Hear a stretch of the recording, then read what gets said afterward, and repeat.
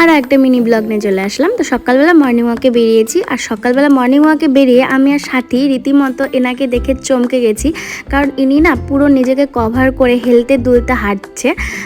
তো যাই হোক, এনাকে যদি রাত্রে দেখতাম তাহলে আমার আর সাথীর অবস্থা একটু খারাপই ছিল। অনেকদিন পর হাঁটতে বেরোলাম।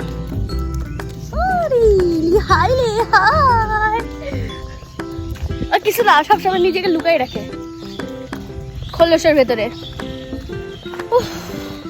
যাই হোক, ওয়েদারটা খুব ভালো। পরে ভয়েস দেবো।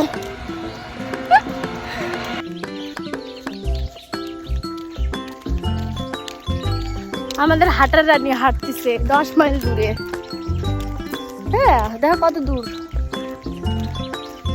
আর যখন আমরা মর্নিং ওয়াক করে বাড়িতে আসি, আমাদেরকে না ওয়েলকাম জানানোর জন্য একজন রাস্তায় ওয়েট করে। এটাই আজকে তোমাদেরকে দেখাবো। দেখো ওই যে আসছে, আস্তে আস্তে নিজে ওখানে থেমে গেছে। তো আমি পরোকে আবার ডাকছিলাম।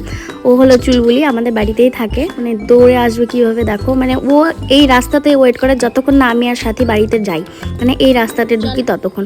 আর ওর খুব বাজে অভ্যাস, ও না খুব গায়ের উপর লাফিয়ে লাফিয়ে ওঠে।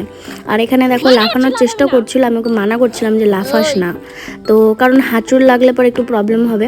আর বাড়িতে এসে দেখি এনাদের কাণ্ড। আমাদের বাড়িতে না এগুলোও আছে। ইনি মায়ের পিঠের উপরে উঠে বসে আছে, রীতিমতো মায়ের পিঠের উপরে উঠে ঘুরে যাচ্ছে। তো তারপরে এগুলোকে আমি ধরলাম, ধরে নিয়ে নামালাম। আমার বেশ ভালো লাগে, মানে এই বাচ্চাগুলো এত সুন্দর। বড় হয়ে গেলে পরে ঠিক আছে।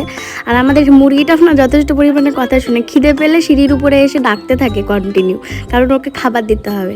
আর ওই এতগুলো ছানা পোনা তুলেছে। তো তারপরে ঘরে এসে একটু মোবাইলটা ঘেঁটে নিলাম। তারপরে হলো বিছানা উঠাবো। আর বিছানা উঠিয়ে একটু মানে রেডি হবো আজকে, কারণ যাবো একটু বাইরে।